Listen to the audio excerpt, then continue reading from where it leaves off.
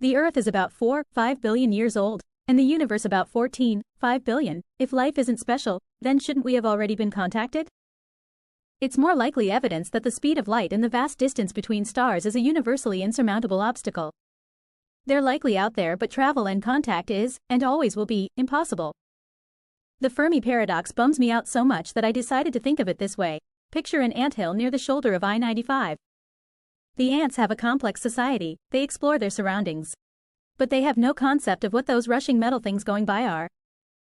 This would be making the assumption that there is life anywhere remotely close to us, and that it is also technologically capable of reaching us for solely communicative purposes in a manner that is not a massive waste of energy and also doable within their organism's lifetime. Also that we're worth contacting, able to be contacted safely in a way they deem fit. Considering that we've only had the ability to even do wireless communications for less than 100 years of that 4.5 billion years, it's a relatively small window. In addition, based on our conflicts, number of people that don't believe in science, and various other factors, we might not even be considered worthy of being contacted. We probably can't detect a signal unless it is a directed signal. Picking up TV from a distant planet would require a large antenna. We existed as an intelligent, completely radio-quiet species for so long that the percent of time we have had radio is nearly zero. Also, we are made out of meat. And we put meat sounds on the radio. Aliens are not interested in talking to meat. A slightly strange, but nonetheless important question in this space is whether we would even know what contact sounds like.